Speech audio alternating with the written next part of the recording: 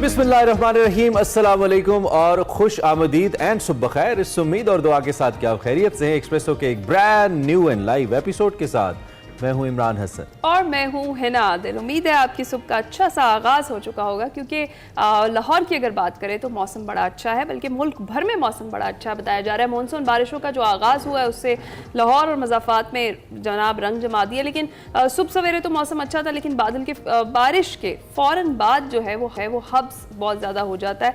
और अगर बात करें रावलपिंडी, इस्लामाबाद, फैसलाबाद, मंडी बहाउद्दीन की, तो वहाँ भी बारिश हुई। बहेरा अरब और खलीज बंगाल से बारिश बरसाने वाला जो सिस्टम है ये बालाई इलाकों में अब दाखिल हो गया है। बालाई और वस्ती इलाकों में बारिश जो है वो एक्सपेक्ट की जा रही है, लेकिन बहुत सारे शहरों में मौसम गर्म और मरतूब रहा। मैदानी इलाकों में हब्स जो है वो भी मिला। और जो सारी सिचुएशन थी इसके अंदर अच्छी चीज़ ये थी कि थोड़ा सा मौसम खुल गया। सुबह के टाइम जब मैं आई तो हवा चल रही थी और हल्की हल्की बूंदाबांदी तस्दीक करते हैं ना, आपने आज बिल्कुल ठीक महसूस किया मौसम, बिल्कुल ऐसे ही है। जब मैं आती हूँ उस वक्त कुछ और मौसम होता है, जब आप आते हैं तो आप पहले बताती हैं, पता है लोग फिर इंतजार करते हैं कि ये दूसरा बंदा जो है ये भी लाहौर में है, क्या ये भी यही कहेंगे कि मौसम ऐसा है। तो बिल्कुल ऐसा है जी, हिना साहिबा ठीक कह रही है, मौसम माशाल्लाह खुशगवार है। लेकिन अभी भी हब्स का जो एलिमेंट है वो शायद इस मौसम का हिस्सा है, तो वो बहरहाल बरकरार है, लेकिन कल से कम है। चूंकि कल अल सुबह मैं महसूस कर रहा था कि हब्स थोड़ी ज्यादा थी, आज थोड़ी कम है। और मैं सुबह पहला काम जो मैंने उठ के किया, मैंने गूगल पे वेदर लिखा, वेदर इन लाहौर, और वो मैंने सर्च किया। लेकिन अब मुझे गूगल के वेदर पे ट्रस्ट नहीं रहा। अब मैं सिर्फ हिना के वेदर पे ट्रस्ट करता हूँ, जो ये बताती है वो ठीक होता है। गूगल को तो पता ही नहीं है कुछ, उसको क्या पता हमारे हालात का।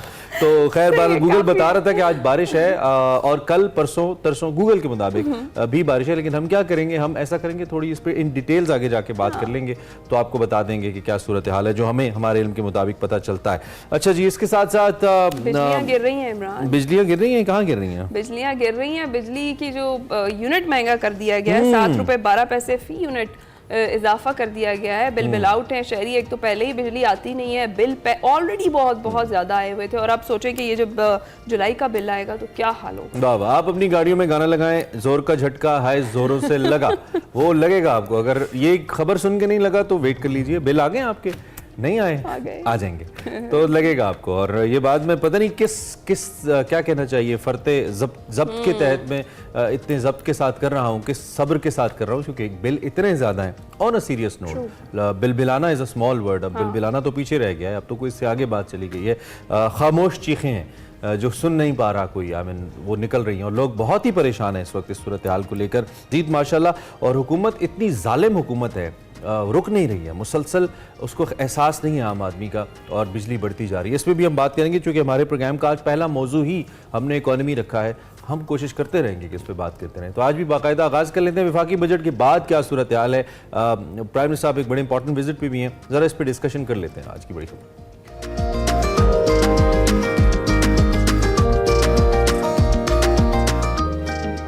वफाकी बजट के नाफिज होने के बाद से महंगाई का ये जो तूफ़ान है सर उठा रहा है। अगर बात की जाए दूध, दालें, मेकअप, मेवा जात और बहुत सारी जो कमोडिटीज़ हैं जो डेली यूज़ की हैं, फल हैं सैकड़ों अशिया हैं, उनकी कीमतों में कई गुना इजाफा हो गया। और आवाम जो है वो दुहाइयाँ दे रहे हैं कि अपनी मराद कम करें और फिर हम पर बोझ डालें, मगर बोझ कम करने की बजाय मुश्किलात मजीद बढ़ा दी हैं। सीनियर सहाफ़ी शहबाज राना की जो खबर है उसके मुताबिक वफाकी काबीना ने जनाब बिजली जो है वो चुप करके महंगी करने की मंजूरी दे दी है, 51% तक बढ़ाते हुए 7 रुपए 12 पैसे फी यूनिट।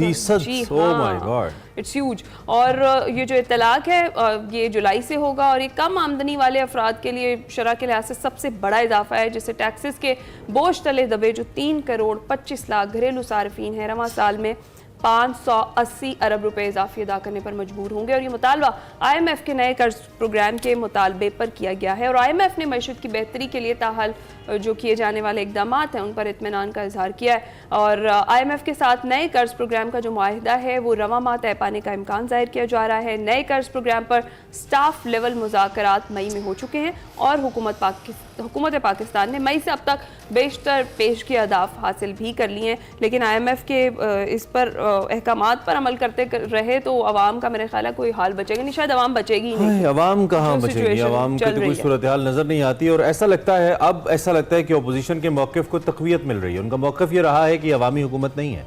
अगर अवामी हुकूमत होती तो अवाम का दर्द महसूस करती, अवाम इसको नज़र आते बिलबिलाते हुए, कई लोगों के दरमियान अवामी नुमाइंदगान नज़र आते। हम इस वक्त IMF के मुआहदे को एंटिसिपेट कर रहे हैं। 8 बिलियन हमें चाहिए, 6 बिलियन तक की उम्मीद है और उम्मीद ये है कि कुछ दिनों तक ये मामला हो जाएगा। कल भी हुकूमत ने अपना मौक़िफ़ दिया इस हवाले से। उन्होंने कहा जी ये माना कि इसका प्रेशर है हमारे बजट के ऊपर, लेकिन उसके साथ साथ it's a document of sustainability. हम इस्तेहकाम की जानिब जाएंगे। इससे कहाँ से जाएंगे आप? जो बुनियादी इस्लाहात नहीं करे तो कहाँ से जाएंगे? वैसे डॉक्टर खाकार नजीब मौजूद हैं। He doesn't need any introduction. Economy को लेकर पाकिस्तान का बड़ा नाम है, उनसे ज़रा उनके तजर्बे से फ़ायदा उठाने की कोशिश करते हैं और कुछ मज़ीद जानने की कोशिश करते हैं कि इस वक्त क्या जो हम सोच रहे हैं वाकई मईशत की सूरत हाल ऐसी है या टेक्निकली थिंग्स आर डिफरेंट। अस्सलाम वालेकुम doctor Khaqan, how are you? वालेकुम अस्सलाम, I am all good. Thank you very much, आपने हमें ज्वाइन किया and good morning as well. बताइए हमें, सबसे पहले हम बिजली पे ही बात कर लेते हैं। आई मीन हमें मालूम है कि हमने किस किस्म के एग्रीमेंट्स के अंदर हैं हम, उसके साथ साथ हमें ये भी पता है कि हम किस किस्म के सर्कुलर डेट के ट्रैप के अंदर हैं, और हमें ये भी मालूम है कि उस ट्रैप से निपटने के लिए हमारे पास न सिर्फ कोई पॉलिसी नहीं है बल्कि विल भी नहीं है to make our management or governance better, जिसकी वजह से हम इस ट्रैप से निकल सकें। लेकिन उसके साथ साथ एक चीज़ है जो मुसलसल जारी है कि हर कुछ अरसे के बाद एक सर्टन परसेंटेज और अब तो 51% बिजली बढ़ा दी जाती है और आवाम की कोई परवाह नहीं की जाती। व्हाई इज इट हैपनिंग और क्या ये ऐसे ही रहेगा डॉक्टर साहब? So Imran, let me glide into your answer by saying जो आप पहले गुफ्तगू कर रहे थे और सही कह रहे थे, IMF is a necessity for Pakistan, but it's not a sufficient condition for Pakistan's prosperity. IMF can buy you time, IMF can buy you the policy space to do the necessary things कि आप मुल्क को जो कलीदी मसाइल हैं उनको ठीक कर सकें। For example, IMF के पास एनर्जी ठीक करने का कोई ना एक्सपीरियंस है ना ही उनकी ये एक्सपर्टीज है। Let's be very very clear on this, and this is a person telling you जिसने पाकिस्तान का वाहिद प्रोग्राम, जो अपनी जिंदगी 76 साल में पाकिस्तान हर प्रोग्राम में जाता है, इनकम्प्लीट छोड़ के वापस आता है, जिसको हम एक्सटेंडेड फंड फैसिलिटी अब कह रहे हैं। 13-16 का वो वाहिद प्रोग्राम था जिसके 12 रिव्यूज कंप्लीट हुए और पाकिस्तान ने वो प्रोग्राम कंप्लीट किया। मैं आज भी कहता हूं कि कीमतें बढ़ाकर IMF जो लिक्विडिटी का क्रंच है पावर, गैस और पेट्रोलियम में, उसको पूरा कर देता है। उसके बाद क्या आप अपने डिस्कोस की एफिशिएंसीज ठीक कर पाएंगे? ये आप पे मुनहसर है। क्या आप IPP से रीनिगोशिएट कर पाएंगे? ये आप पे मुनहसर है। क्या आप अपनी एफिशिएंसी जेनकोस की ठीक कर पाएंगे? आप पे मुनहसर है। क्या आप अपने टैरिफ का रिफॉर्म, एक टैरिफ जो हमने नाफिज किया था कई दिहाइयों पहले जब बिजली हमारे पास सरप्लस की बजाय शॉर्टफॉल में थी, तो हम चाहते थे कि कीमतें बढ़ाते जाएं, जैसे जैसे कि ज्यादा इस्तेमाल होती है तो लोग इस्तेमाल ना करें। आज उस टैरिफ को रिवर्स करने की जरूरत है। इसका कोई IMF से ताल्लुक नहीं है। You've got to do it। क्या आप अपना रेगुलेटर नेपरा ओगरा को ठीक कर दें? कोई बाहर से रेगुलेटरी एक्सपर्ट लाएं? ये मैं सिर्फ बाहर से इसलिए कहता हूं कि पाकिस्तान में एक्सपर्टीज नहीं है। मैं भी रेगुलेटरी एक्सपर्ट्स नहीं हूं जो मार्केट बनाएं, पाकिस्तान की कंपटीशन पैदा करें और इसको टेलीकॉम की तरह एफिशिएंट बनाएं। क्या आप अपनी प्राइवेटाइजेशन का एजेंडा कर पाएंगे? क्या आप इंश्योर कर पाएंगे कि पाकिस्तान जो है, जो 17 चाइनीज IPPs हैं उनसे रीनिगोशिएट करे? क्या आप ये तय कर सकते हैं कि ये जो हम गैस देते हैं मेरे घर में, मेरे वालिद के घर में, आपके घर में जो बर्न होती है हमारे गीजर्स में, हमारे चूल्हों पे और जाया होती है, इसको बंद कर दें और ये गैस जो है, और ये सिर्फ 26% उमरा को मिलती है। मैं इसमें अशराफिया भी नहीं वर्ड यूज करता। It's in the best localities of Pakistan that we have gas. 26% of the well-off customers get this gas. क्या हम इसको बंद करके उनको कहें कि बिजली इस्तेमाल करें और LNG की बजाय? Now here's the trick. You give this gas which is produced locally at a much cheaper rate to the power plants which are efficient और बिजली की कीमत नीचे करें। मैंने तो भी चंद चीजें रखी हैं, ये सब कर लें। और सबसे बढ़ के ये करने के लिए क्या आप एक कंपेटिटिव टीम, क्या कॉम्पिटेंस से भरी हुई team, power ministry, ministry of ये जो आपकी गैस एंड पेट्रोलियम की है वहाँ पे ला पाएंगे, प्लस वाटर, बिकॉज उसका आपने एक बहुत ही जामे प्रोग्राम बनाना है। और क्या ये जो 43,000 मेगावाट की कैपेसिटी है, जो समर में भी 25,000 मेगावाट से ज्यादा कैरी नहीं करते, विंटर में तो 10,000 आ जाती है, इस मसले को हल कर पाएंगे? मुझे एक बंदा मुल्क में बता दे कि IMF कहाँ है इस सारे चक्कर में। IMF कहाँ एंटर करती हैं? अभी कह रही थी ये IMF का, ठीक कह रही थी, जब नेपरा और ओगरा टैरिफ बढ़ा देता है तो वो पूछता है, और मैं भी पूछता हूँ, और वो मेरे IMF के दोस्त ही हैं सारे, वो कहते हैं यार पूछो ना इन्होंने कौन कितना पास ऑन करना है, और इनको कहो पास ऑन कर दें। अब उसका जवाब मेरे पास भी कोई नहीं होता। मैं कहता हूँ हाँ, चूंकि एफिशिएंसी तो हम नहीं कर पाएंगे, क्योंकि हुकूमत टीवी पर आकर जब ये कहे, कोई भी हुकूमत, और मैं इसको हुकूमत को ब्लेम नहीं कर रहा, कई दिहाइयों की हुकूमत, कि इस साल 300 अरब का लॉस है, इस साल 500 अरब का है, इस साल स्टेटेड लॉस जो साल खत्म हो रहा है और जो शुरू हो रहा है, उन दोनों में मिलाकर 1200 अरब रुपए का लॉस तो हम कह रहे हैं, हम एक्सेप्ट करते हैं कि होने जा रहा है। यार tell me, if this is your story, then do your surgery for this story and then go to the IMF and say कि यार बिजली का निर्ख तो 1 रुपया ही बढ़ रहा है एनुअल टैरिफ में, ये एनुअल रीबेसिंग हो रही है इस वक्त, जिसमें 4.5 पौने 5 रुपए एवरेज बढ़ा है, और इस दफा नीचे वाले हिट हो गए हैं, बिकॉज 100 यूनिट वाले जो है वो 7 से 11 रुपए हो गया। That is the 51% being highlighted, and that's a big hit. I mean I really worry कि यार ये एनर्जी की सर्जरी किए बगैर, मैं हर जगह रिफॉर्म का, Imran you know me well, use करता हूँ, यहाँ पे अगर सर्जरी नहीं करेंगे it will take the whole economy down. यानी यही बात है कि पहले अपना घर दुरुस्त करने की जरूरत है, आप यही कह रहे हैं। तो डॉक्टर साहब, मुआशिया अशारिये तो हुकूमत बता रही है, जिस तरह अभी हम बात भी कर रहे थे बेहतरी की जानिब गामजन है, लेकिन आवाम का बड़ा बुरा हाल है, रिलीफ जो है वो उन तक कहीं से भी पहुंचता हुआ दिखाई नहीं दे रहा। आगे भी यही उम्मीद रखें जिस तरीके से हम इस वक्त चल रहे हैं और जिस तरीके से अभी हमारी इकोनॉमी चल रही है? तो देखिए, इसमें तो इस तरह से गुजारिश है कि एक IMF की एंगेजमेंट है, उन्होंने इकोनॉमी को स्लो करके, यानी कि monetary tightening policy, interest rate को ज्यादा रख के इकोनॉमी को स्लो कर दिया है। उससे आपने इंपोर्ट्स पे खुद कदगन लगाई हुई है थोड़ी सी, सो आपका बैरूनी खसारा संभल गया है, नंबर 1। दूसरी चीज ये हुई है कि चूंकि इन्फ्लेशन बहुत ऊपर चली गई थी, तो बेस इफेक्ट की वजह से और कुछ क्रॉप्स और एग्रीकल्चर जो की टेल विंड है, 6% एग्रीकल्चर की ग्रोथ हुई। वीट फॉर एग्जांपल सब जानते हैं बम्पर हुई, उसके बाद जो हुआ वो तो एक और कहानी है, पर बम्पर वीट हुई तो वीट सस्ती हुई, राइस अच्छी हुई, राइस सस्ती हुई, कीमतें थोड़ी सी नीचे आई हैं, सो इन्फ्लेशन संभल गई है।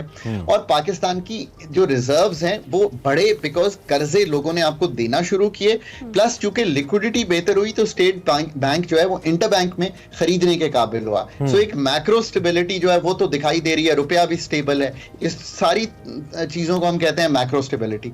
इसको यूज करना चाहिए, आज भी करना चाहिए, बजट के खसारे को ठीक करना चाहिए, एक्सपेंडिचर को ठीक करना चाहिए, FBR की पॉलिसी और एडमिनिस्ट्रेटिव रिफॉर्म करने चाहिए, एनर्जी सेक्टर को ठीक करना चाहिए, एक्सपोर्टर्स को इंडस्ट्रियल पॉलिसी के थ्रू सपोर्ट करना चाहिए। ये है इस वक्त मुल्क का इक्विलिब्रियम जिसमें हम खड़े हुए हैं। I think there is something wrong with audio, शायद मेरी ऑडियो के साथ प्रॉब्लम है। अच्छा, एक तो ये कि मुझे बाकायदा तौर पे इकोनॉमी के शोज़ और इकोनॉमी पे बात करते हुए, बीइंग स्टूडेंट ऑफ मीडिया, काफ़ी कुछ 7-8 साल तो उससे ज़्यादा ही हो गया होगा डॉक्टर साहब, तो ये तो आप जैसे जितने एक्सपर्ट्स हैं उनकी तजावीज़ तकरीबन सेम ही है, ये नहीं बदली। लेकिन दूसरी जानिब जो हुकूमती बिहेवियर्स हैं या हमारा जो रिस्पॉन्स है वो भी सेम ही रहा है, वो भी नहीं बदला। और हर हुकूमत ने आके वादे भी किए, दावे भी किए, कुछ हद तक कोशिश भी की, लेकिन कर नहीं पाए, और अब भी ऐसा ही लगता है। लेकिन अब तो हम जो एक बेसिक स्ट्रक्चर की बात करते हैं, खास तौर पे एक छोटा सा नुक्ता है, जो हुकूमत अपने खर्चे कम करे, तो प्राइम मिनिस्टर मीडिया का पेट भरने के लिए आके कह देते हैं कि फलां इदारा बंद करें, लेकिन मैस लेवल पे या जिसे कहते हैं ना कि एक ग्रेटर लेवल के ऊपर अगर देखने की जरूरत है तो वो नहीं हमें कुछ इकदाम होते नजर आते। तो इन सारी सिचुएशंस को देखते हुए जो इदारा है, जो IMF है, जो रेगुलेटर है, क्या वो फिर मुतमईन है हुकूमती कोशिशों से? उसके बावजूद फिर वो हमें पैसे दे देते हैं और उनको पता है कि ये कोलैप्स कर जाएंगे, और may be it's part of their strategy कि ये ऐसे ही चले, या हम उनकी स्ट्रैटेजी में कामयाब करने के लिए उनके मुआविन बन जाते हैं जो हमारे हुक्मरान हैं। इसके पीछे क्या साइज है डॉक्टर साहब, ये समझाइए हम। So you've asked a number of very fundamental questions. So पहली तो बात ये कि IMF जो है वो एक ICU का डॉक्टर है, वो ICU से निकाल के आपको सर्जिकल टेबल पर ले आता है। That is really about it. मैं बार बार कहता हूं कि कई country authorities including Pakistan IMF के प्रोग्राम को as a panacea point out करती हैं कि हम IMF में चले जाएंगे ठीक हो जाएगा। ऐसा नहीं होगा। आप ट्रस्ट मी कि आप 3 साल के फिगर IMF की वेबसाइट पे पड़े हुए हैं पाकिस्तान के, पाकिस्तान कैसा दिखेगा वो जाके देखेंगे तो वो कह रहे हैं कि 3-4 साल बाद जो आज का डेट 80,000 के करीब है वो 1,20,000 हो जाएगा।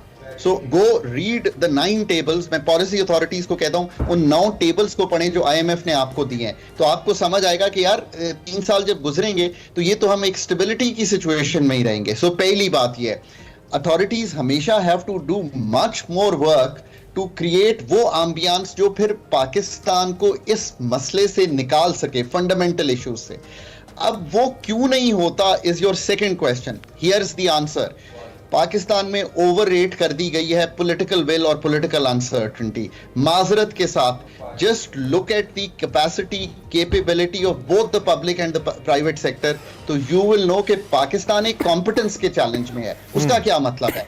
उसका मतलब ये है कि पिछले अगर 10 साल में 15 FBR के चीफ्स बदलेंगे आप, तो कहां से ये चीज ठीक होगी? अगर मैं एक्सप्रेस चैनल का चीफ हर 8 महीने बाद बदल दूं या मॉर्निंग एंकर हर 8 महीने बाद बदल दूं, तो how are they going to find their feet on the ground to do the work, to have the learning and pass through जो बेनिफिट आप पास करना चाहते हैं in terms of a good tax policy? Pakistan is in a technical crisis, technical professional कुछ कह लें, ministries हैं, divisions हैं, ऑटोनमस बॉडीज हैं, पॉलिसी मेकिंग है, रेगुलेटर्स हैं। इन सब में जब तक पैसे दे के लोग नहीं लाएंगे और उनको टाइम एंड स्पेस नहीं देंगे to really do the reforms. Manmohan Singh को पहले वजीर खजाना के तौर पे एक काबिल आदमी था, बहुत मौका मिला, उसके बाद वजीर आजम के तौर पे बहुत मौका मिला, एक टीम ऑफ इकोनॉमिस्ट बिल्ड हो गई थी और वो यहां तक कहते थे कि हम चंद ही लोग थे जो ये विजन समझ गए थे कि यार ये deregulate, liberalise and move with privatisation का जो एजेंडा है ये कर जाना है हमने। ये नहीं है कि पूरे पाकिस्तान को समझाना है। You got to find that core team, you got to let them work with this for good a decade, then see के पाकिस्तान का है। ये इंडिया ने किया।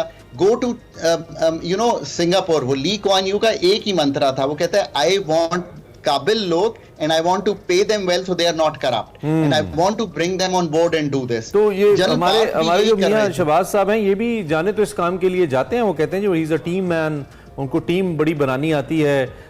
लेकिन आप चूंकि हुकूमती हलकों के भी थोड़ा करीब रहते हैं, आपके दोस्त बड़ी आम जगहों पे काम भी कर रहे हैं, आप खुद भी उसका हिस्सा रहे हैं, तो आपको लगता है कि now teams are being made and we are working with the right person for the right jobs for now?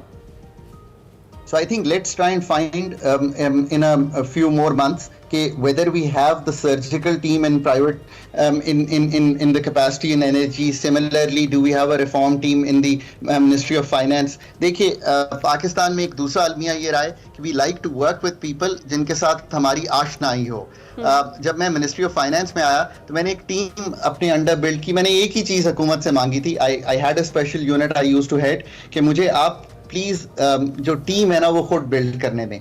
I didn't know a single man और woman in the team that I picked up. I think ये मैं हमेशा कहता था कि I need to have people who I don't know and who are smarter and bring different things. I think अभी तक पाकिस्तान में we are unable to get out of this कि if I don't know you I find it hard to work with you. You have to bring on board people जो सिर्फ और सिर्फ अपनी काबिलियत की वजह से आए और डोमेन नॉलेज रखते हो। The only criteria I ever had of hiring people is Imran के डोमेन नॉलेज आपकी होनी चाहिए। आई थिंक डोमेन नॉलेज अभी भी सीवियरली मिसिंग है सरकार में। अच्छा, तो डॉक्टर साहब जिस तरह से मैं वापस आऊंगी इसी बजट पे जिसको बार बार यही कहा जा रहा है कि ये IMF की डिक्टेशन का बजट है, अगर IMF के प्रोग्राम में हम ना होते तो क्या हालात कुछ और होते या इससे वर्स होते या बेहतर होते? एब्सोल्युटली हम IMF को छोड़ नहीं सकते, इसमें कोई दो आरा नहीं है। इमरान ने जब मुझे जून में इंटरव्यू किया, पाकिस्तान के $4 अरब के रिजर्व्स थे, और मैं, जैसे इमरान कहते हैं, of course I try to stay engaged with every policy maker, वो किसी भी पार्टी से हो, एस्टैब्लिशमेंट से हो, कहीं से भी ताल्लुक हो, that's how professionals should work. They should give their good sincere advice without any बायस। मैं तब भी यही कहता था कि have a engagement with the IMF। आज $9 अरब के रिजर्व्स में, रुपया स्टेबल हो गया है। अभी भी IMF is necessity, but here's the trick, 11 PhDs आते हैं IMF की तरफ से आपके साथ टेबल की दूसरी साइड पे बैठने के लिए। आप बताइए आप कितने बैठा रहे हैं अपनी साइड पे? आप बताइए वो सारा दिन बैठ के 12 घंटे वॉशिंगटन DC में पाकिस्तान की पावर या एनर्जी या टैक्सेशन या प्राइवेटाइजेशन, एक एक खातून जो है वो यही काम कर रही है। इससे पहले 2-3 खवातीन आई जो पाकिस्तान में दिसंबर 2023 में एक TA मिशन लेके आई, एक रिपोर्ट देके गई। यहाँ पे आप इजाज़त दीजिएगा, बिल्कुल टाइम कम है, तो मैं चाहता हूँ आप आखिर में ज़रा ये जो हमारी पॉलिटिकल सिचुएशन है, जिसका बराह रास्त ताल्लुक हमारी इकॉनमी मैशत से है, आप being an economist, being an expert financial affairs, आप मुतमईन हैं इस सिचुएशन से? Can this situation bring people's confidence to the people of Pakistan and to the government of Pakistan to invest और अपनी कारोबारी सरगर्मियों को बढ़ाने के लिए? आप इसको कैसे देख रहे हैं, ज़रा 1 मिनट के अंदर अगर समअप करता है। Investment to GDP ratio has fallen to 13%, one of the lowest in the country. Yeah. We need almost double of that. Now, political uncertainties, economic instability, shocks जो लगे हैं, जैसे फ्लड का शॉक आया, कभी कीमतें बढ़ी, कमोडिटी प्राइसेस, इनका शॉक आया, और कॉम्पिटेंस का इशू, ये चारों को पुट टुगेदर करें और देखें कि ये वजूहात हैं कि आप 13% ऑफ GDP पे आ गए। डोमेस्टिक इन्वेस्टर को एक्साइट करें तो शायद इन्वेस्टमेंट पिकअप करना शुरू कर दे। मैं तो कायल हूँ इंटरनेशनल इन्वेस्टमेंट का, FDI का, जब मेरा डोमेस्टिक इन्वेस्टर उनके साथ जाकर प्रोजेक्ट करे। I think we have to set that kind of mindset. हाँ, जब तक हमारा अपना इन्वेस्टर कंफर्टेबल नहीं होगा तो हाउ कैन वी एक्सपेक्ट कि बाहर से आने वाले पैसे हमारे मुल्क में लगाएंगे। और absolutely right. Thank you very much doctor Khaqan. हम आपको जब भी बुलाते हैं आप तशरीफ हैं और बड़ी हमारे लिए मुफीद गुफ्तगू, मुफीद अपना तजिया हमारे सामने रखते हैं। So nice of you, have a very good day. Master doctor Khaqan मौजूद थे और हम पाकिस्तान की इकोनॉमी पे बात कर रहे थे।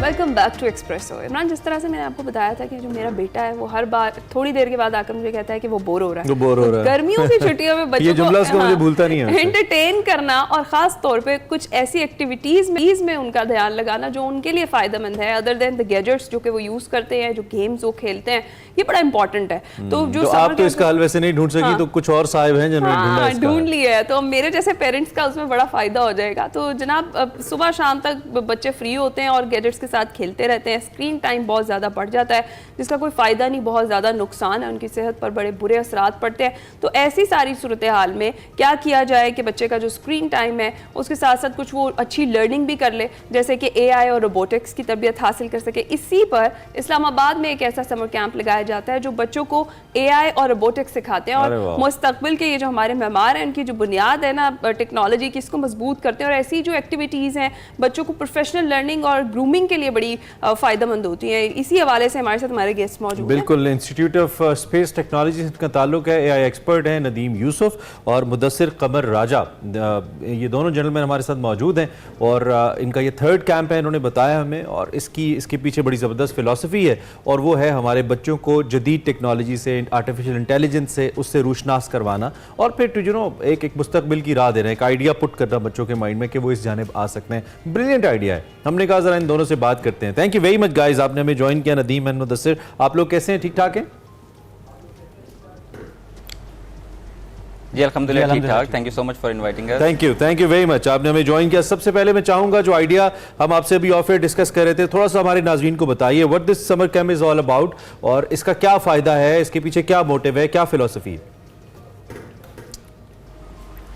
जी, हमारे पास जो ये आर्टिफिशियल इंटेलिजेंस और रोबोटिक्स का समर कैंप है इमरान, ये हमारे 3rd ईयर तक पहुंचा हुआ है। हमने 2021 में बैक इन 2021 इसको इनिशिएट किया था, जब हमने department of computer science institute of space technology में उससे 1 साल पहले वो भी इनिशिएट किया। तो उसके कुछ इनिशिएटिव्स थे डिपार्टमेंट्स के, उनमें से one of the core one is AI and summer robotics camp, और ये बेसिकली माइनर्स के लिए इंट्रोड्यूस किया गया ताकि हम उनको कटिंग एज टेक्नोलॉजी से इंट्रोड्यूस करा सकें। अच्छा, जो AI और रोबोटिक्स समर कैंप है इसके बेसिकली दो डिफरेंट पर्सपेक्टिव्स थे। ऑब्वियसली ये अभी भी मैच्योर हो रहा है, इसके फर्दर इसको हम क्योंकि प्रीवियस फीडबैक्स आते हैं हम इसको मजीद इंप्रूव करें, बट दो मेजर इसके ना पोर्शंस कंसिडर कर लें। एक टेक्निकल पार्ट है जिसमें हम बच्चों को आर्टिफिशियल इंटेलिजेंस का हैंड्स ऑन एक्सपीरियंस देते हैं और रोबोटिक्स का देते हैं। ये करिकुलम से चीज़ें हट के होती हैं जो बच्चे, it's not like a boring lecture sort of thing, each and everything from the very first day till the last day हम हैंड्स ऑन एक्सपीरियंस कराते हैं ग्रुप्स बना के। And the second part is जहाँ पे हम सॉफ्ट स्किल्स बच्चों में इंट्रोड्यूस करते हैं। हम बच्चों में वो कॉन्फिडेंस बूस्ट करते हैं कि उनके अंदर एबिलिटीज हैं चीज़ों को सॉल्व करने की, उनके अंदर प्रॉब्लम सॉल्विंग स्किल्स लेके आते हैं, उनके अंदर क्रिएटिविटी को बिल्टअप करते हैं।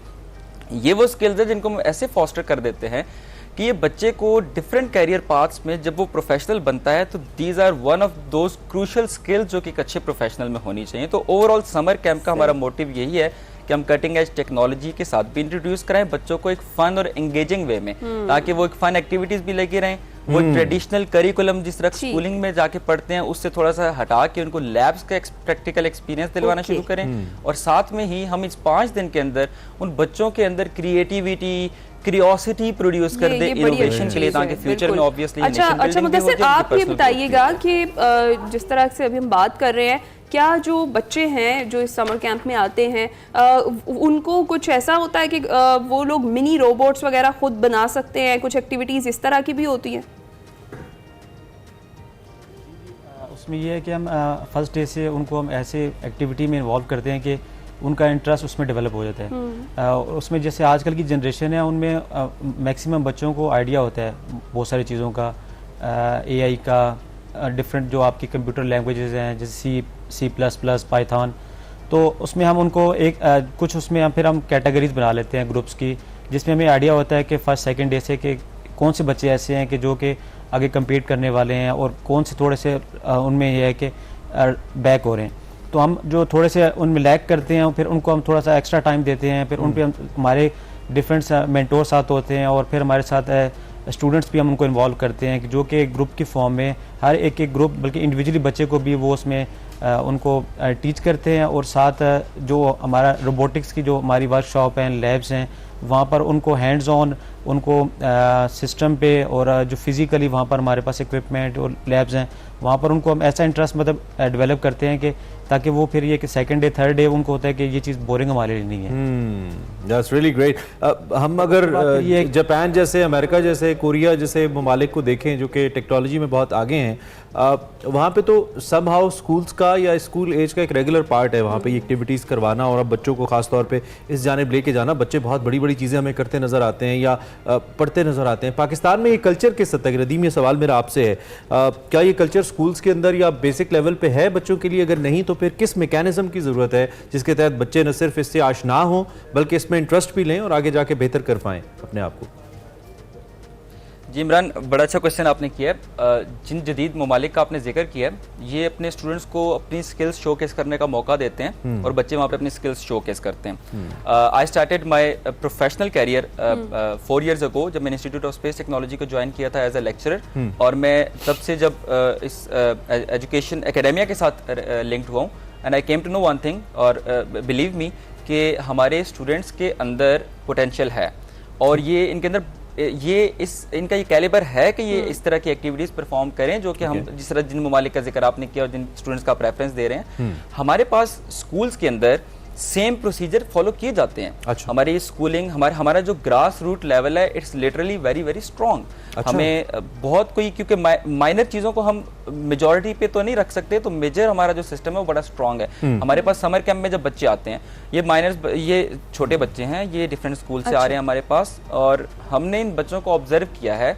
ये बच्चे 5 days के अंदर आके इनके पास ऑलरेडी ये जो सॉफ्ट स्किल्स मैंने प्रीवियसली गिनवाई, ये इनके अंदर ऑलरेडी वो सॉफ्ट स्किल्स होती हैं। हम इनको पॉलिश करते हैं, नरिश करते हैं जस्ट, और इनके अंदर वो जो टेक्निकल स्किल्स तो नहीं होंगी ऑब्वियसली। एक बच्चे ने अगर रोबोटिक्स पे काम हैंड्स ऑन पे नहीं किया हुआ वो तो उसके पास नहीं होगा, लेकिन उस बच्चे के अंदर स्पार्क ऑलरेडी होता है टेक्नोलॉजी का। आपको पता है डिजिटल एरा, बच्चों के पास सेलफोन टैबलेट्स तो वैसे ही बहुत टैलेंटेड है हमारे बच्चे डिजिटल एरा में, तो जिस तरह की उनकी गैजेट्स पे एक्टिविटीज हैं उससे तो हमें पता ही है। अच्छा मुदस्सिर, आप बताइएगा किस एज से किस एज ग्रुप के जो बच्चे हैं वो इस समर कैंप को ज्वाइन कर सकते हैं, और कितने दिन का ये समर कैंप है जिसके अंदर ये एआई और रोबोटिक्स जो है वो सीखते हैं?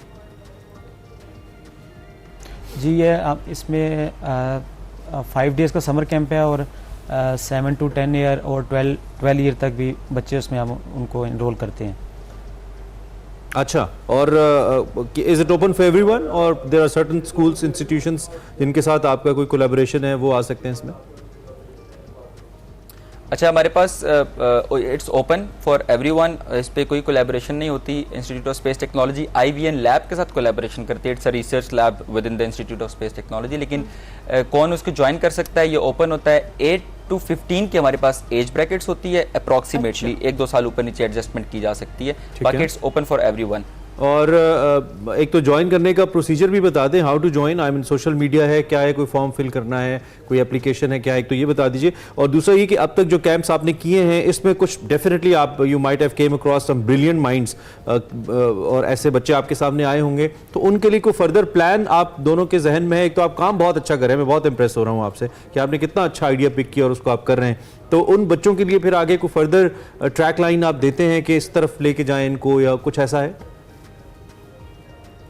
जी, thank you so much for appreciation Imran, हमें ये बड़ी ज़रूरत पड़ती है।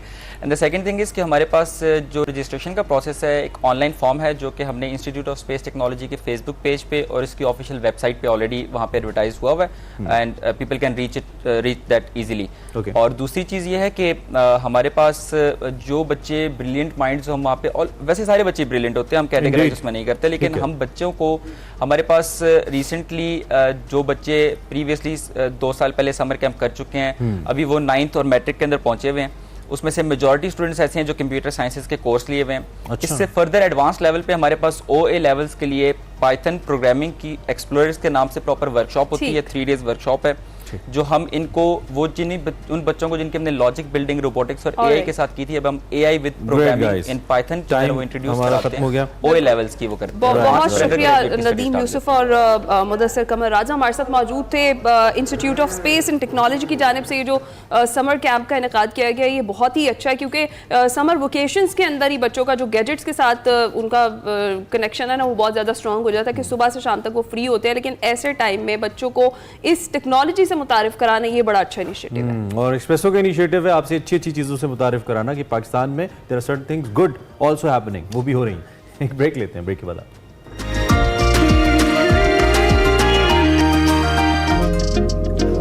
Welcome back to espresso. जनाब, हमने आगाज़ में अच्छे मौसम की आपको नवीद सुनाई थी और हमने बात की थी कि मौसम थोड़ा बेहतर हो रहा है क्योंकि मानसून का जो सिस्टम है वो शुरू हो चुका है। वैसे अब भी इसको अच्छा कहते हुए ध्यान रखिएगा, सावन है, 5 मिनट में चेंज हो जाता है। ट्रू, थोड़ी देर की खुशी हो सकती है, लेकिन फिलहाल थोड़ा सा बेहतर है मौसम और जो मानसून का जो सिस्टम है वो आ चुका है और जो बारिश बरसाने वाला बहिरा अरब और खलीज बंगाल से एक सिस्टम है वो मुल्क में दाखिल हो चुका है। ऑल्दो बहुत सारे मुल्क में ऐसी जगह भी हैं जहाँ पर जो मौसम है वो गर्म मरतूब है मैदानी इलाकों में, और हब्स का मौसम है, जैसे कि हमने बताया कि 1 मिनट पहले बारिश खत्म होती है और उसके बाद फिर शदीद किस्म का हब्स हो जाता है और लगता ही नहीं है कि कुछ देर पहले बारिश हुई है। हमारे शहर में भी उतरे ख्याल यार का मौसम।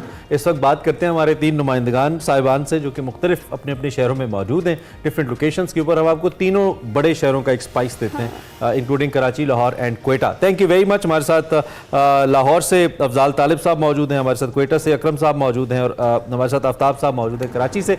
इनसे जरा अपडेट लेते हैं, स्टार्टिंग विद यू अफजाल भाई। Thank you very much. First of all, how's Lahore weather treating you? क्या सूरत हाल है जी? बारिश के बाद क्या दोबारा हब्स है या कम हो गई है? जरा अपडेट करें हमारे देखने वालों को। हाँ जी बिल्कुल, जो है चूँकि कल जो है यहाँ पे परसों बारिश के बाद जो है कल मौसम शदीद जो है गर्म और हब्स वाला मौसम था।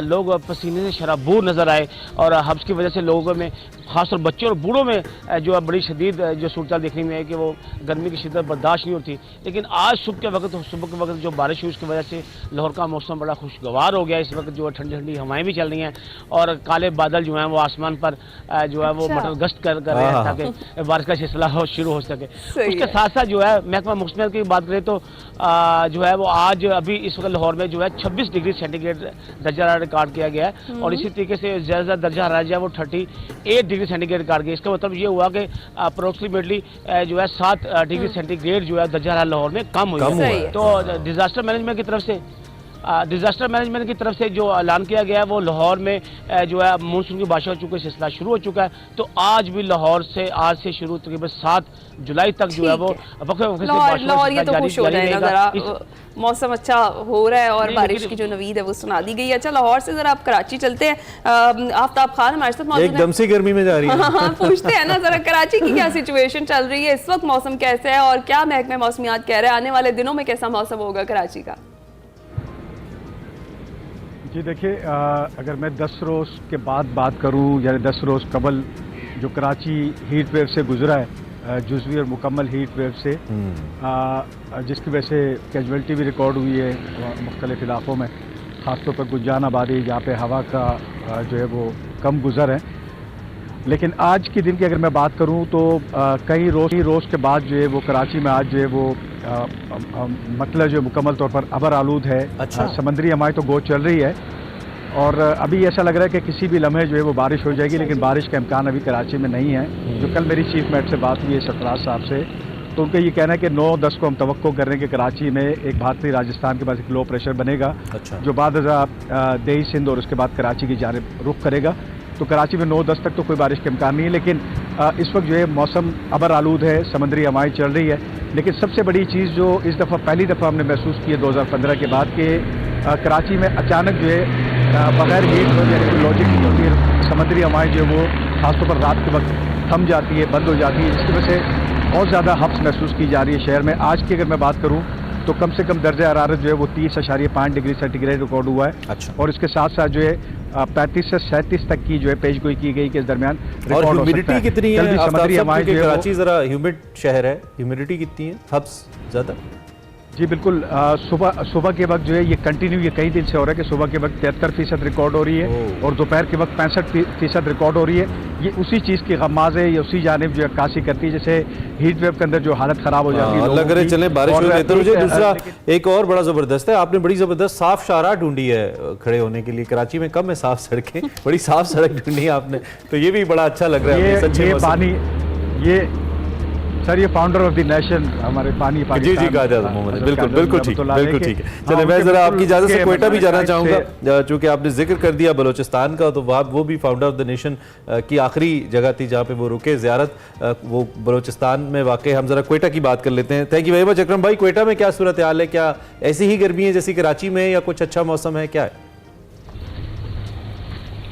जी हाँ जी बिल्कुल इमरान भाई, जिस तरह से आफ्ताब भाई ने कहा कि ओवरऑल जो सिचुएशन है वहाँ पर कराची में, क्योंकि कोयटा से जो है ना चंद ही किलोमीटर के फासले पर कराची है और अंदरून सिंध के जो इलाके हैं, गर्म इलाके हैं, वो कोयटा के साथ टच भी होते हैं। गर्मी की शिद्दत इस वक्त अगर कहा जाए मुल्क भर की तरह कोयटा में बेताशा है, तो ये जो है गलत ना होगा।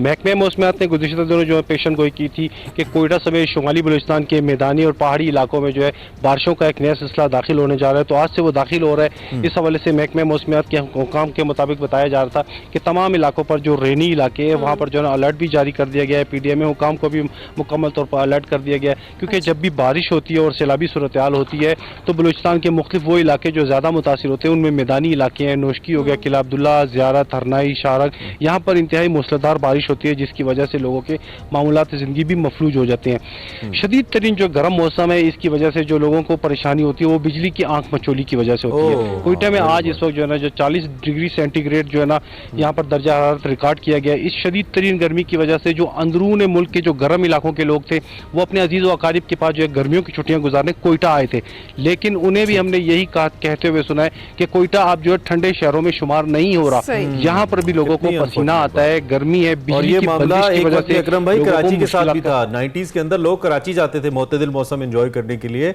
और फिर कराची वो कहते हैं ना, फिर उसके बाद चिरागों में रोशनी न रही। कितना जुल्म किया हमने अपने शहर में, कोयटा जैसा शहर, वादी, उसके साथ हमने ये किया। आप तीनों साहिबान का बहुत शुक्रिया, अफजाल साहब, अकरम साहब एंड आपने हमें मौसम की ताज़ा तरीन सूरत हाल से आगाह किया। यहाँ वक्त हुआ एक ब्रेक का।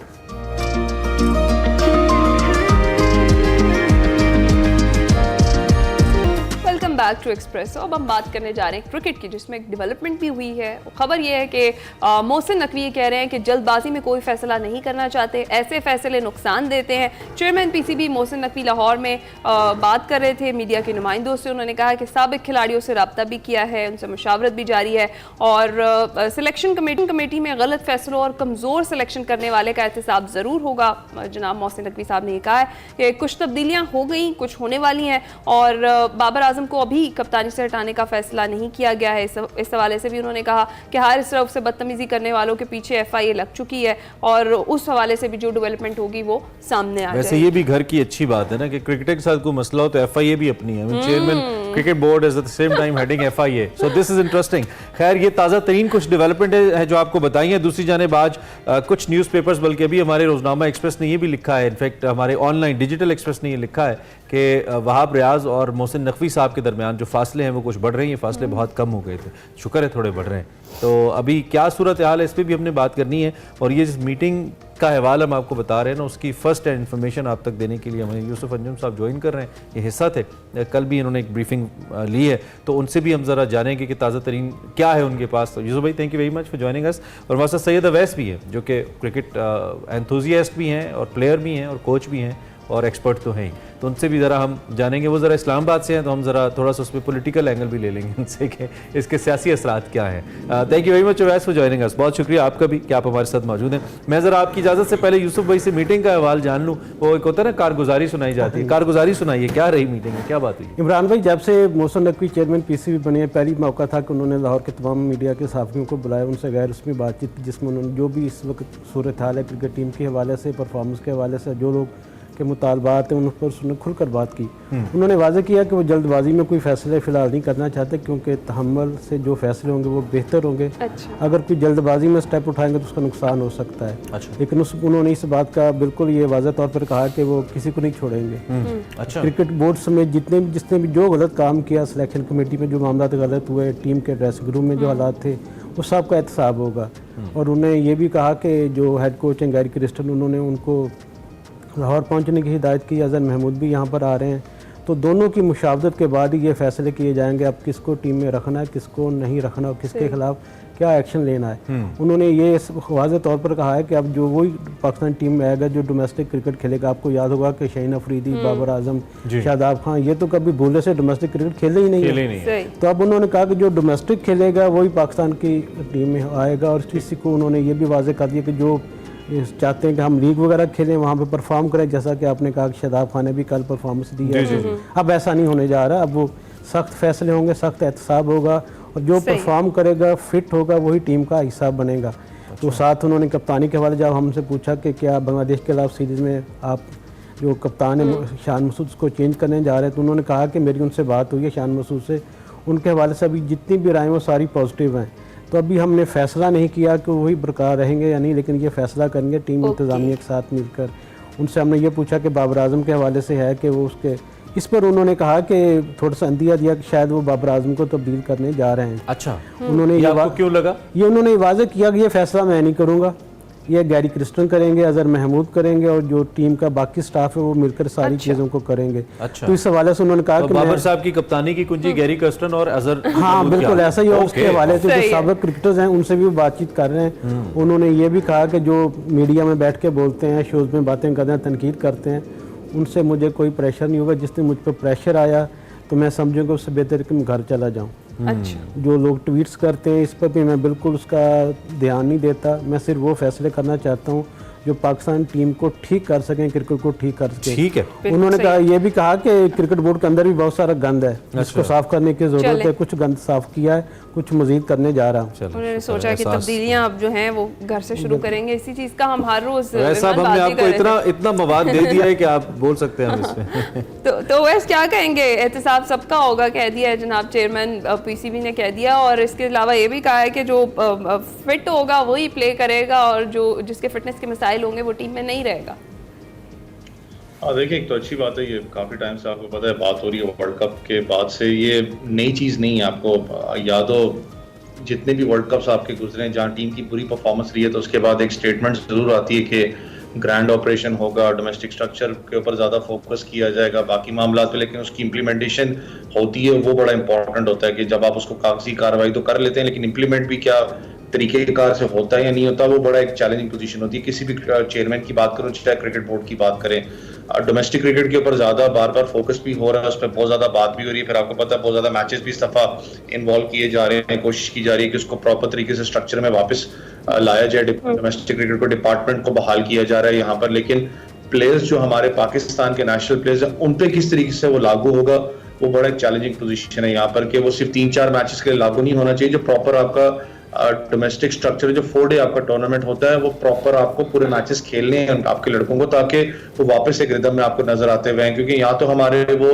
हिसाब तो है कोई नहीं कि अभी बांग्लादेश यहाँ पर टेस्ट सीरीज खेलने आ रही है तो आप अपने एक बड़ा एक बोल्ड डिसीजन लेके आप अपने जो सीनियर प्लेयर्स हैं उनको आप रेस्ट दें ताकि आपकी एक बैकअप टीम तैयार हुई है तो वो बांग्लादेश के खिलाफ मैचेस खेल सके। जैसे इंडिया ने भी आपने देखा होगा जिम्बाब्वे के लिए पूरी की पूरी टीम इन लोगों ने चेंज करके यहाँ पर भेजी है खेलने के लिए, तो दैट मीन्स कि उनका बैकअप प्लान कितना स्ट्रांग है।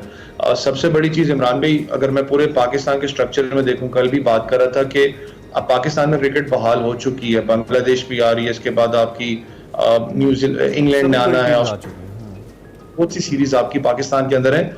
लेकिन क्या पाकिस्तान एक आपको पता बहुत अरसे पहले चला जो साइड मैचेस होते थे न्यूजीलैंड के खिलाफ थे, जिसमें पाकिस्तान PIA की बात कर लें, PTV, कोई भी जो टीम थी वो खेलती थी, A टीम की बात करो, उसमें टॉप परफॉर्मर नजर आता था कि यार उसने 4 खिलाड़ियों को आउट किया, उसने 5 खिलाड़ियों को आउट किया। वो राह हमवार उसकी करता था पाकिस्तान टीम के लिए कि यार ये लड़का, इसके अंदर दमखम है, ये पाकिस्तान रिप्रेजेंट कर सकता है। वो भी चीज खत्म हो गई है, उस चीज को भी वापस रीस्टेट करना है। अच्छा वैसे मैं जरा थोड़ा सा फोकस करना चाहता हूँ बोर्ड के इंटरनल मैटर्स को। प्लेयर्स को हमने बहुत डिस्कस कर लिया, यू आर एब्सोल्युटली राइट, इसमें कोई दो राय नहीं। बोर्ड के अंदर ऐसी कौन सी की पोजीशंस हैं या उन पे बैठे हुए लोग हैं जो आपके ख्याल में ठीक काम नहीं कर रहे, उनका एहतसाब होना चाहिए? कौन सी की पोजीशंस है इस वक्त जो कि इस वक्त रेडार के अंडर आनी चाहिए? फिर मैं ये सवाल यूसुफ साहब से भी करूंगा। देखिए सबसे बड़ी आपकी जो की बोर्ड के अंडर होती है वो है आपके डोमेस्टिक स्ट्रक्चर की। अगर बात करूं, मैं फिर डोमेस्टिक पे आना चाहूंगा। जो आपका डोमेस्टिक का पूरा मैकेनिज्म जो बनाता है, जो बोर्ड के अंदर आपका बंदे बैठे हुए हैं, जो पूरा टीम यूनिट होती है, वो सबसे ज्यादा एहतसाब के अपना काबिल है। क्यों? जब आप डोमेस्टिक की बातें करते हो, आप हर साल कुछ ना कुछ डोमेस्टिक के अंदर तब्दीली लाते हो, या तो आप टीमें कम कर देते हो या कुछ ऐसी चीजें इन लॉज ले आते हो ताकि पूरा का पूरा डोमेस्टिक स्ट्रक्चर आपका चेंज करती है। उसके बाद जो आपका यूथ क्रिकेट है, जो यूथ क्रिकेट के कैलेंडर्स बनाता है, यूथ क्रिकेट पे काम करें, वो अकाउंटेबल है। अंडर 19 की बात करो, अंडर 17 की बात करो, जो अंडर 19 जहां से आपका ग्रास रूट पूरा का पूरा लेवल आपका उठता है, इंटरनेशनल लेवल्स के ऊपर आता है, वो कहां पर खो गया आपका? अंडर 19 के टूर आपके होते नहीं, हद मारो साल के अंदर आपका एक टूर नजर आता है, वो लोग अकाउंटेबल है इस चीज के। मैंने कहा ना कि जब अकाउंटेबिलिटी की बात आती है तो खाली हमारा आपने बड़ा अच्छा पॉइंट। ठीक है जरा मैं यूसुफ भाई आप जरा इस हवाले से बताइए कौन सी की पोजीशंस हैं, ज़रा जनरलाइज रखा। वैसे मैं चाहता हूँ आपका चूँकि बोर्ड से इंटरेक्शन भी रहता है, आप समझते हैं इंटरनल मैटर्स को, ज़रा बोर्ड के की पोजीशंस कौन सी हैं जिनके ऊपर आपको लगता है कि फोकस ज़्यादा होना चाहिए कि यहाँ पे ठीक बंदा बिठाएं?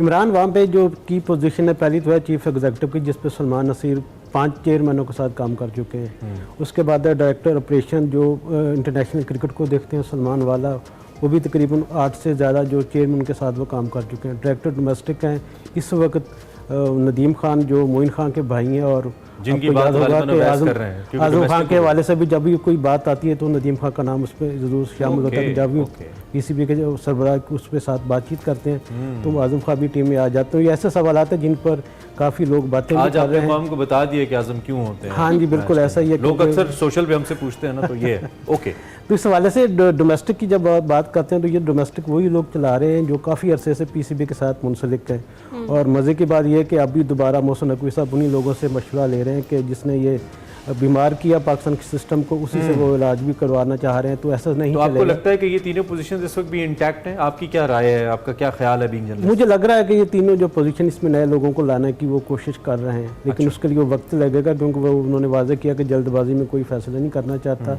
अब ये उन्होंने ये भी बताया कि जब मुझे प्रेजेंटेशन दी जाती है, क्योंकि मुझे 4 माह यहाँ पर आवे का आवे बिगड़ा हुआ यहाँ पर, जब प्रेजेंटेशन दी जाती है तो वो स्क्रीन पर मुझे सारी चीज़ें बताई जाती हैं, ये होने जा रहा है जी, ये होने जा रहा है, लेकिन ऑन ग्राउंड जब मैं देखता हूँ तो कुछ भी नहीं होता। ठीक, तो ये वो सारी बातें जिनको अच्छा, देख के लग रहा है कि बड़ा कुछ इंटरेस्टिंग है। बड़ा अच्छा वैसे तब्दीली आने जा रही है। इसमें ये जो ब्रीफिंग्स होती है ना सरकार में, ये बड़ी इंपॉर्टेंट होती हैं, और जो हाई अप्स होते हैं सारी बातें जो उनको लोअर स्टाफ बताता है वो उसी के मुताबिक स्ट्रेटेजी दे देते हैं और कहते हैं अच्छा ये हो रहा है, ठीक है, इसको ये कर दे। कौन राइट पर्सन कौन है जो इस हवाले से चेयरमैन को बता सकता है? क्या प्लेयर्स और captain is the right body जो बता सकती है कि जी ऐसे तब्दील होगा? क्या कोचेस राइट बॉडी हैं जो बता सकते हैं, या बोर्ड के अंदर बैठे हुए लोग हैं, या हम जैसे लोग हैं जो मीडिया पे बैठ के बात करते हैं? Who is the right body जो गाइड कर सकता है चेयरमैन को? देखिए इमरान भाई, ये बड़ा एक अच्छा पॉइंट है। यहाँ पर अगर पाकिस्तान क्रिकेट स्ट्रक्चर की मैं बात करूँ तो हमारा एक थोड़ा सा एक अलमी है कि हम लोगों ने जो एडमिनिस्ट्रेटिव चले, मैं पहले पॉइंट ऑफ व्यू से बात करता हूँ, जब चेयरमैन के साथ आपकी इंटरेक्शन हो रही थी, प्रेजेंटेशन दिखाते हो कि ये चीजें हम इंप्लीमेंट कर रहे हैं, हमने एक बैरियर तोड़ा था। हम एक नॉन क्रिकेटर को और बेस्ट क्रिकेट माइंड को हम लेके आए थे पाकिस्तान टीम के साथ, हमने उस बंदे को जोड़ा। वो बंदे ने काम किया क्योंकि उसको पता था कि यार कल को मैं फारिग भी हो जाऊं, मेरी अपना जॉब है, मैं यहाँ पर काम करने आया, मैं पाकिस्तान टीम को प्रॉपर डायरेक्शन के अंदर लेके जाना चाहता हूँ, मुझे पता है इस क्रिकेट के बारे में। हमारा मसला ये होता है कि हम लोग कहीं मुड़ तुड़ के वही हमने ज़हन में एक चीज बिठा ली है कि यार अगर कोर कमेटी है उसके अंदर एक्स क्रिकेटर होना चाहिए, एक्स टेस्ट क्रिकेटर होना चाहिए, काबिल एहतराम एक पाकिस्तान रिप्रेजेंट किया, उनको बेहतर इनहाव का पता है, ग्राउंड का बेहतर पता है, डायमेंशंस का बेहतर पता है, लेकिन एडमिनिस्ट्रेटिव तौर पर अगर बात करूं शायद वो वीक होते हैं, उनमें कहीं ना कहीं वो बैरियर लगा होता है, वो अपनी जॉब बचाने के चक्करों में होते हैं कि यार हम अपनी जॉब बचा लें, बाकी देखा जाएगा मामला क्या होता है क्या नहीं होता। मैं इस चीज पे हमेशा जोर देता आया हूं कि जो एडमिनिस्ट्रेटिव जो जॉब आपकी है पाकिस्तान क्रिकेट बोर्ड के अंदर, जो चेयरमैन के इर्द गिर्द लोग हैं उनको नॉन क्रिकेटर्स होना चाहिए, बेस्ट माइंड्स हो, जो मैं क्रिकेटर जो ना खेले, मैं उसकी बात कर रहा हूँ, जो क्रिकेट को समझते हो, जिनको इन हाउ का पता हो, एडमिनिस्ट्रेटिव काम का बेहतर पता हो कि किस तरीके से हमने टीम्स को आगे लेके चलना है, मार्केटिंग की बात करें, फाइनेंसेस की बात करें, किस तरीके से हमने आगे लेके चलना है। हमारे यहाँ सबसे बड़ा जो अलमी है, मैंने आपको बताया ना कि हम क्रिकेट के जैसे 4-5 की नाम की बात कर रहा हूँ, मोइन खान है या दूसरे नदीम खान साहब है, हम उन्हीं के इर्द गिर्द घूम रहे हैं, इतने सालों से हम घूम, शायद कोई नया फेस नजर नहीं आता या नया फेस लाने से हम डरते हैं। यहाँ पर एक और बड़ा मसला होता है हमारे इदारों के अंदर के जिस वक्त एक यंग लड़का आके काम करना चाहता है जो कि खेला हुआ है, जिसको पता है स्पोर्ट्स के बारे में, उस पर हम टैग लगाते हैं कि भाई इन्हों तो फारिग करो ना, सानू फारिग कराएगा, क्योंकि उनको पता है कि वो उसने काम करना, उसने सीट पे बैठ के काम नहीं करना, उसने फील्ड में जाके काम करना। मैं अक्सर एक बात वैसे कहता हूँ कि अगर आपने गलत फैसले लेने हैं तो फिर यंग लोगों को लेने देना ताकि कल वो ठीक कर लें। आपने मतलब इसके लिए ग्रे हेयर होना जरूरी नहीं। I am not pointing out to anyone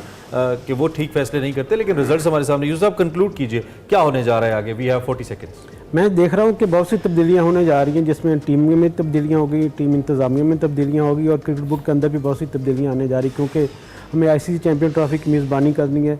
तो उस हवाले से कोई ऐसा बंदा क्रिकेट बोर्ड में नहीं होना चाहिए जो गलत पॉलिसी बनाए, गलत फैसले करे, जिसकी वजह से पाकिस्तान। क्या कोई अल्टरनेटिव नेम्स की पोजीशंस के लिए भी हैं? इसके लिए उन्होंने मोहसिन नकवी साहब ने अंदिया दिया कि वो लोगों से बातचीत कर रहे हैं, जिनमें साबिक क्रिकेटर्स भी हैं और बाहर से लोग भी हैं जो पाकिस्तान क्रिकेट। कब तक ये सारा क्लियर हो जाएगा? मेरे ख्याल में 2 माह लग जाएंगे। 2 माह लग जाएंगे। ठीक है, थैंक यू वेरी मच। आप तशरीफ लाए और आपने हमें ताज़ा तरीन फर्स्ट इन्फॉर्मेशन दी। वैसे आपका भी बहुत शुक्रिया, आपने हमें ज्वाइन किया इस्लामाबाद से, और आपने भी क्रिकेट के हवाले से अपनी राय हमारे सामने रखी। So talk cricket your favourite sport. I think ये तब्दीलियाँ पाकिस्तान को कुछ बेहतरी की जानिब लेके जा सकती हैं, लेकिन अगर ऑन मेरिट होती, अगर इसमें भी पॉलिटिक्स आएगी तो फिर नतीजा सेम रहेगा। इसी के साथ एक्सप्रेस में वक्त हुआ ब्रेक का।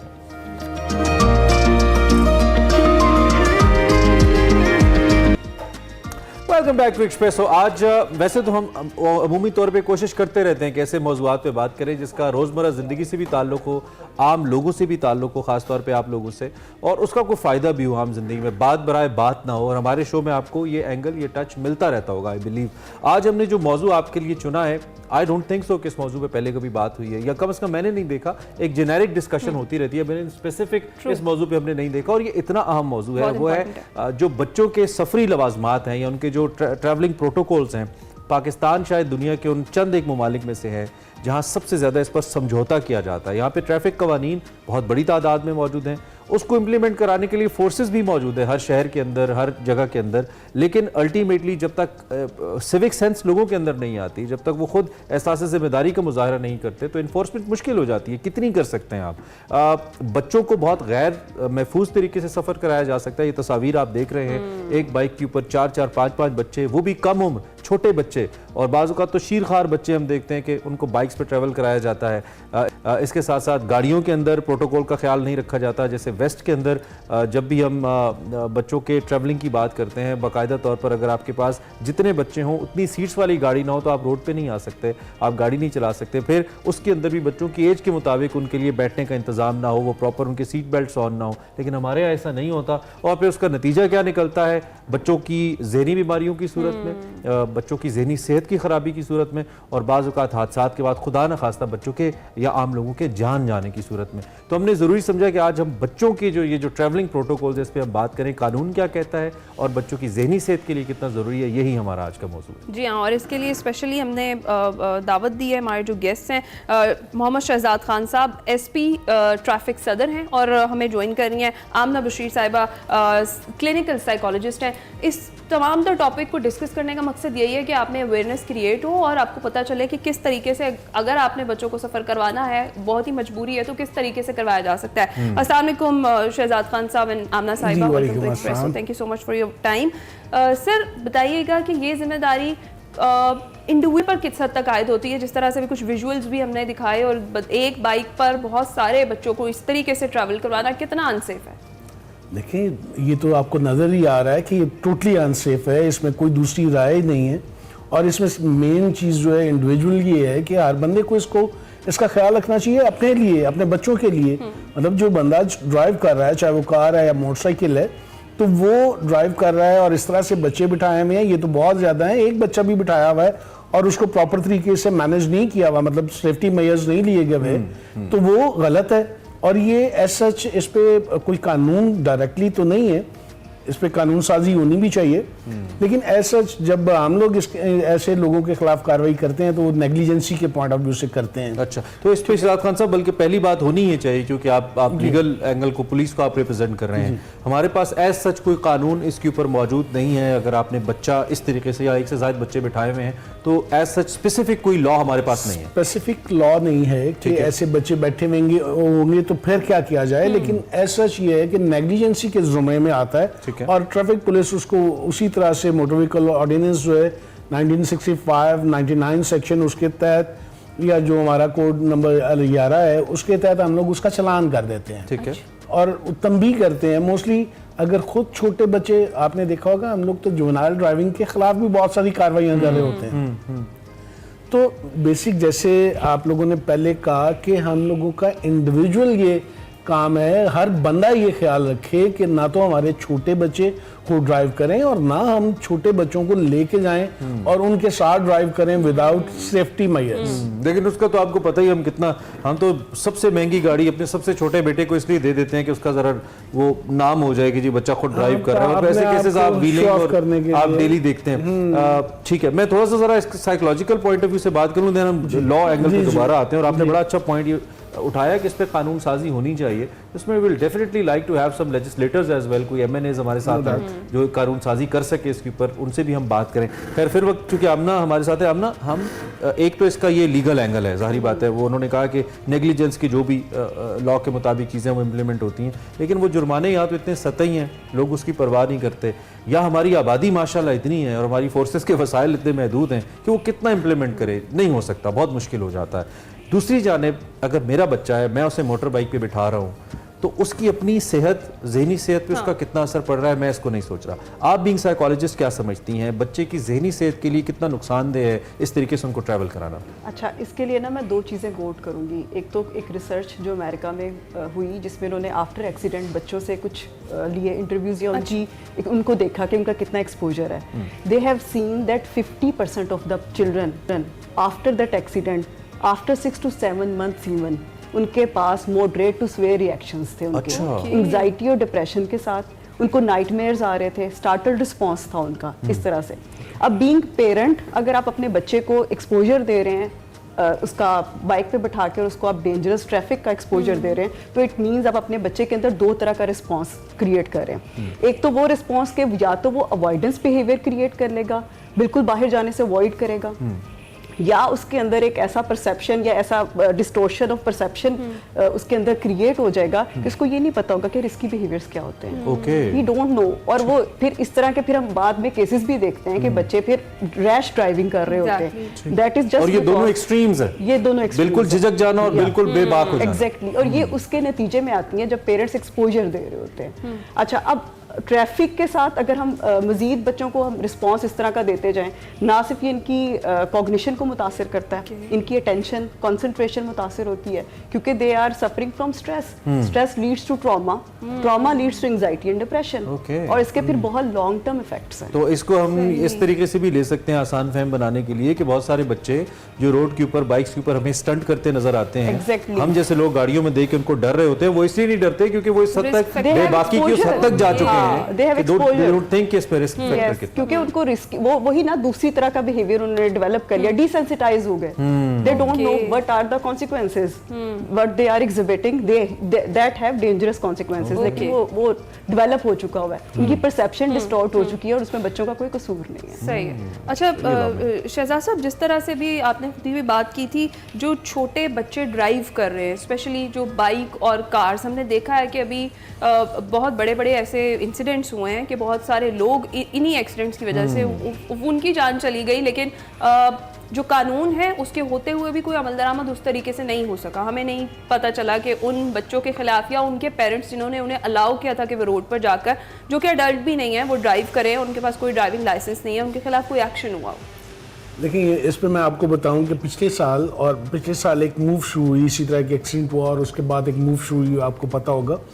उसमें कम उम्र ड्राइवर्स के खिलाफ ट्रैफिक पुलिस ने पहली दफ़ा FIR लॉन्च करना शुरू किया। पहले हुआ करता था कि हम लोग जैसे पहले बात हो रही थी कि उसको भी हम जुवेनाइल ड्राइविंग में रख के चालान करते थे, और उसके साथ साथ ये करते थे कि वालिदैन को बुलाते थे और उनसे एक एफिडेविट लेते थे कि जी आइंदा ये नहीं चलाएंगे, और उनको थोड़ा सा सेंसिटाइज भी करते थे कि भाई देखें आपका छोटा बच्चा है, ये इसकी अपनी जान के लिए खतरा है। ये वही कैंपेन है जिसपे आप पे थोड़ी तनकीद भी हुई कि जब बच्चों को पकड़ रहे हैं, उनका वो फ्यूचर होगा। फिर उसको फिर हमने फिर थोड़ा सा कन्वर्ट किया, और कन्वर्ट इसी में किया कि अब हम लोग जब जुवेनाइल ड्राइवर्स को पकड़ते हैं तो हम लोग उनको अपने पास बिठा लेते हैं और उनके वालिदैन को कॉल करते हैं कि जी आप आएँ। फिर उनसे प्रॉपर एक एफिडेविट लेते हैं कि भाई दोबारा आप इनको चलाने के लिए नहीं देंगे। इसके साथ साथ ये तो अभी हमारा इस सिलसिले में चल रहा है। जो छोटे बच्चे हैं उनके लिए ये है कि जैसे इंडिविजुअल की बात हुई, भाई बहुत सारी दुनिया में ऐसी जगह हैं जहाँ पे बैन है, छोटा बच्चा जो है बाइक पे नहीं बैठ सकता। बिल्कुल अगर बैठेगा तो कम से कम वो बच्चा बैठेगा जिसके पाँव जो है फुट रैप के ऊपर जा सकते होंगे। उसने रैप किया होगा ड्राइवर को, उसको जो प्रोटेक्टेड हेलमेट है वो उसने पहना हुआ होगा, इसके बगैर नहीं चल सकते। या अगर उससे भी छोटा बच्चा है तो उसको एक सेफ्टी बेल्ट होती है प्रॉपर जो यूज होती है, वो प्रॉपर ड्राइवर्स ने भी पहनी होती है जो उसके साथ अटैच होती है, और उसमें वो सेव होता है, उसके बगैर नहीं चलाने दिया। लेकिन एक अब इसमें ये भी बात है ना, हमारी कौम का भी आपको पता ही है, हम लोग नहीं कानून को फॉलो करते हैं। मैं तो बेसिक बात ये करना चाहता हूँ आपके जरिए, हमारा इन्फोर्समेंट के जरिए, हमने तो एजुकेट ही ये करना है, शऊर ही ये पैदा करना है कि खुदारा ये चीजें जितनी भी हैं ये आपके लिए हैं। ये कोई हम लोग इससे अगला फिर शहजाद साहब अगला स्टेप यही आ जाता है ना कि जब मैं बतौर शहरी बात नहीं मान रहा तो फिर हमारे इदारों का काम, लॉ इन्फोर्समेंट एजेंसी का काम शुरू होता है। तो इसकी फिर इम्प्लीमेंटेशन कैसे मुमकिन है, इस पर बात मुझे एक ब्रेक लेनी है कि इसकी इम्प्लीमेंटेशन कैसे मुमकिन है, फिर वो कानून साजी मुअस्सर क्या हो सकती है, जो कि we have Amina with us, तो हम जरा इनसे ये भी जानकारी करेंगे कि वो मुअस्सर कानून साजी क्या हो सकती है, क्योंकि कानून साजी इसीलिए की जाती है कि लोगों को लॉ अबाइडिंग बनाया जाए, ना कि उनको लागू कर दिया जाए उनके ऊपर ये चीज़ और फिर वो बेचारे पिस जाए। लेकिन हम वैसे उस नहज में हैं कि हम पे लागू ही करना पड़ेगा, अदरवाइज नहीं होता। हमें अपने बच्चों की जान की परवाह नहीं होती, हमें लेके चल रहे होते। एक ब्रेक लेते हैं, ब्रेक के बाद जरा लिंक करते हैं दोबारा।